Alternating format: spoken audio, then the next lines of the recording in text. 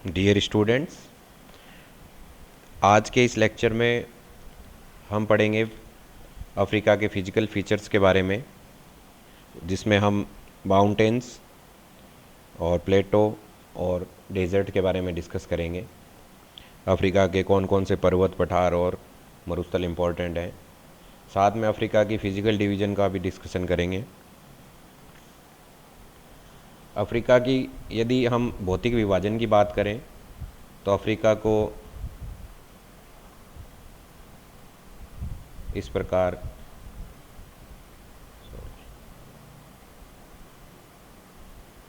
ये जो भाग है वो सहारा मरुस्थल कहलाता है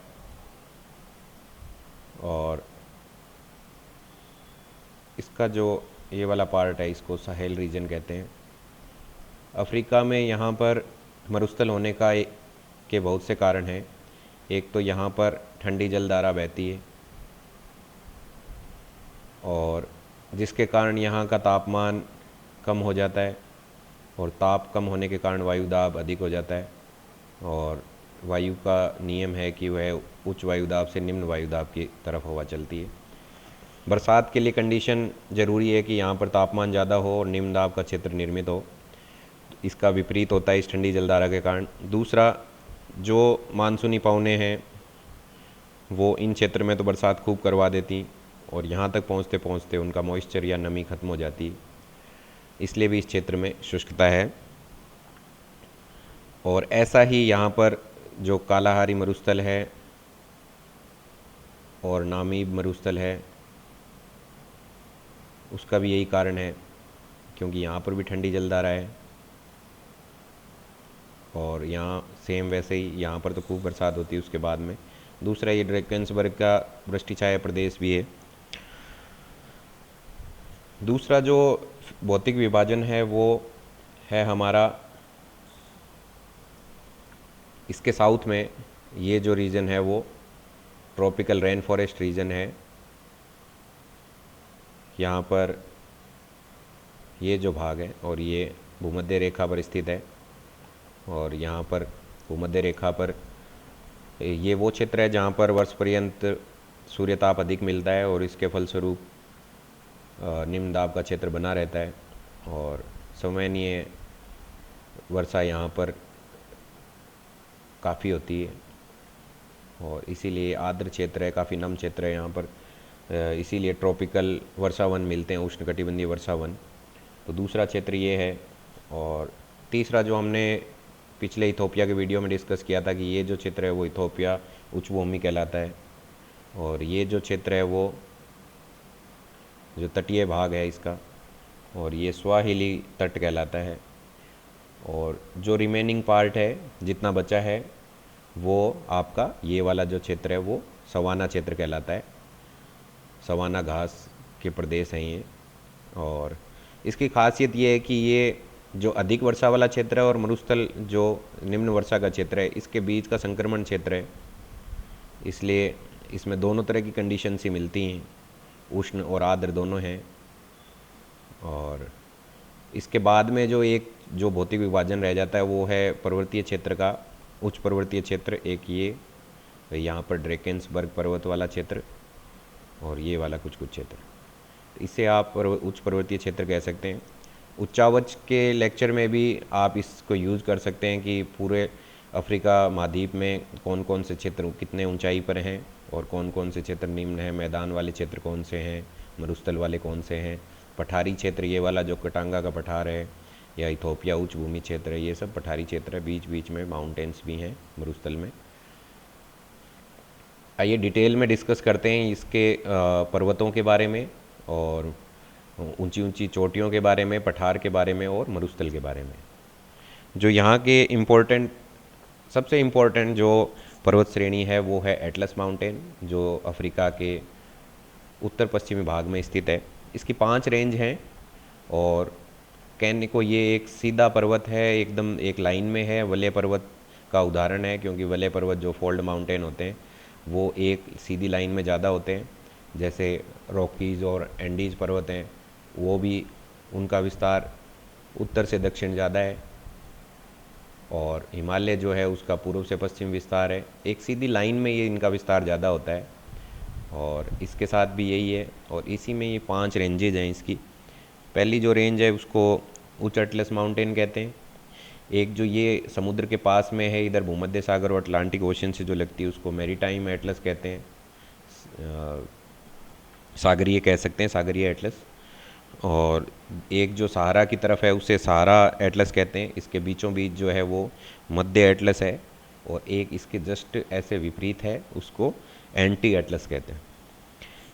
एटलस माउंटेन का जो सबसे ऊंचा भाग है उसे जबेल तोबकल कहते हैं, इसकी सबसे ऊंची चोटी है।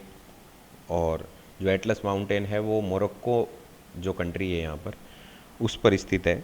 लगभग पूरे मोरक्को को इसने ऑक्यूपाई कर रखा है। दूसरा जो उच्च भाग है उसे हम कहेंगे इथोपियन उच्च भूमि, इथोपियन हाईलैंड, इधर आप देख सकते हैं। और ये इसके बीचों बीच रिफ्ट घाटी है और इसको 2 भागों में विभाजित करती है। ये भाग थोड़ा नीचे है, ऐसे इस तरह से रिफ्ट घाटी है इसके बीच में। इसको सॉरी बनाने में थोड़ा गलत हो गया। और इसका जो ओरिजिन है वो वोल्केनिक ओरिजिन है, ये ज्वालामुखी से द्वारा निर्मित उच्च भाग है। और जो ब्लू नील है उसका उद्गम स्थल भी यही है। आगे जाकर ब्लू नील वाइट नील में मिलती है। यहाँ खारतूम जगह है, यहाँ पर इन दोनों का मिलन होता है।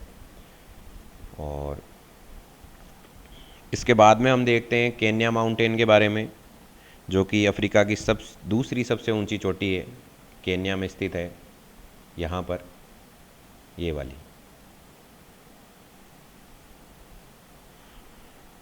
और इसका ओरिजिन भी ज्वालामुखी से हुआ है। इसके बाद में हम देखते हैं किलिमंजारो की, ये यहाँ पर स्थित है। और ये कोई माउंटेन रेंज नहीं है, ये एक एकाकी पर्वत है, अकेला एक पर्वत है। इसको आप इस स्लाइड में देख सकते हैं, इस तरह से दिखाई देता है। आगे से ये नुकीला ना होकर एकदम समतल है, क्योंकि ये पहले पर्वत की संरचना ऐसी होती है, बाद में उसमें से यदि ज्वालामुखी उद्गार होते हैं तो इस तरह का ये बन जाता है ऊपर से। और ये फ्लैट है क्योंकि यहाँ से प्राचीन काल में यहाँ से ये ज्वालामुखी पर्वत था और यहाँ से ज्वालामुखी के उद्गार हुए। हाल फिलहाल ये सुषुप्त ज्वालामुखी की कैटेगरी में है।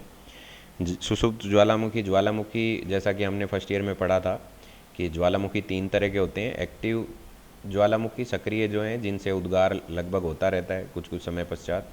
दूसरे जो हैं वो हैं डोरमेंट वोल्केनो है, जिनसे कभी कभी एक निश्चित अंतराल नहीं है, और ऐसा भी नहीं कहा जा सकता कि ये पूरी तरह से मृत हो चुके हैं।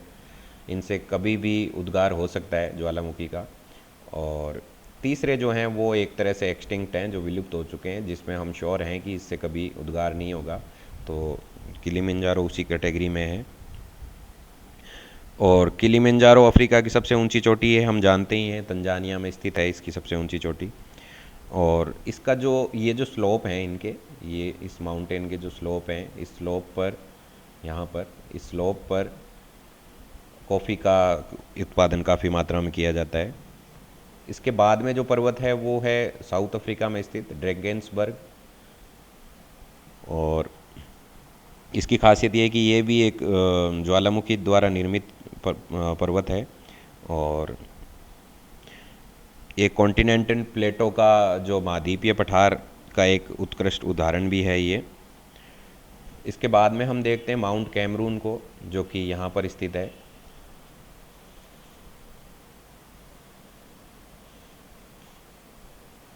माउंट कैमरून यहाँ पर स्थित है और ये अफ्रीका का सबसे वेटेस्ट, क्योंकि पिछली स्लाइड में हमने डिस्कस किया था कि इस क्षेत्र में काफ़ी वर्षा होती है, इसलिए सबसे आर्द्र पर्वत माना जाता है।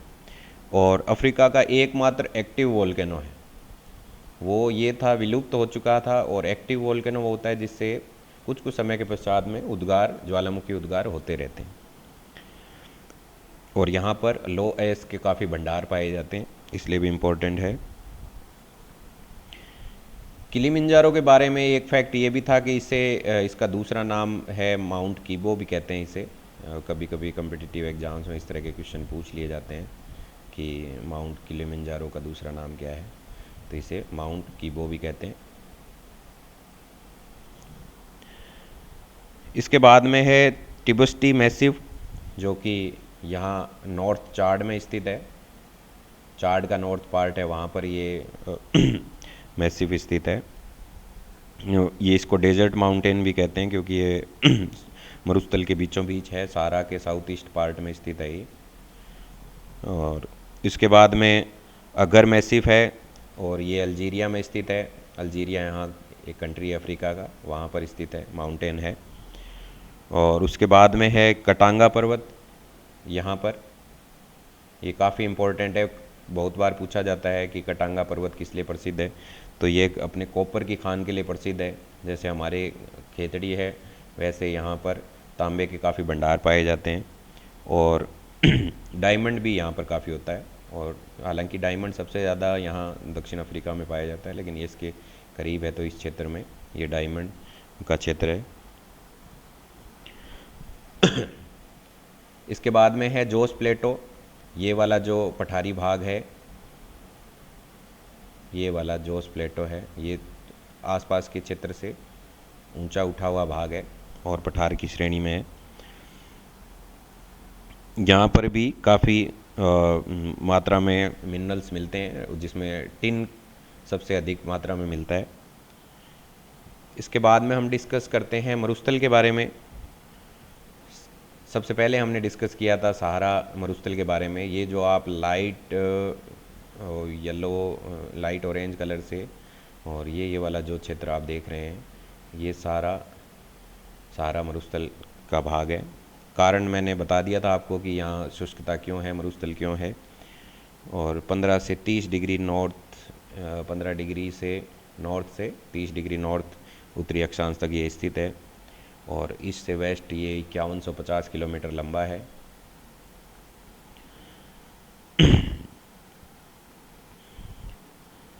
इसके बाद में हम देखते हैं दूसरा जो डेजर्ट है वो है आपका लीबियन डेजर्ट, और इसका नाम लीबिया से आया है, लीबिया कंट्री है यहाँ, इसलिए इसको लीबियन डेजर्ट कहते हैं।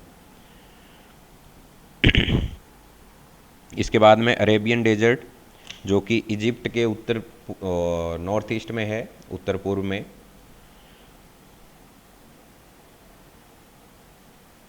ये वाला भाग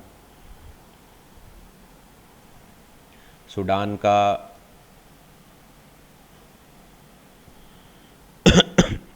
सूडान का अगला जो हम डिस्कस कर रहे हैं, सॉरी नूबियन डेजर्ट पे थे हम।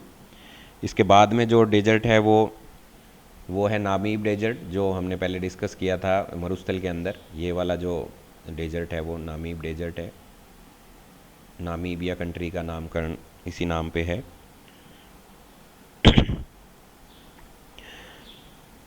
और अटलांटिक ओशन है इसके पश्चिम में।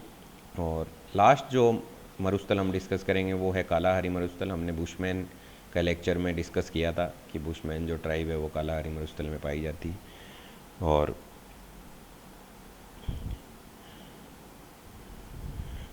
इसके जो एडजॉइनिंग कंट्रीज़ हैं वो बोत्सवाना और इधर ये नॉर्थ में जिम्बाब्वे है। इसका भी कारण हमने डिस्कस किया था।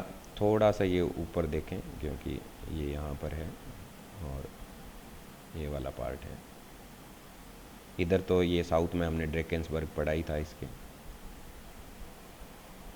तो ये तो था सारे पठार और मरुस्थल और पर्वत। नेक्स्ट लेक्चर में हम अफ्रीका के क्लाइमेट के बारे में डिस्कशन करेंगे। Thank you.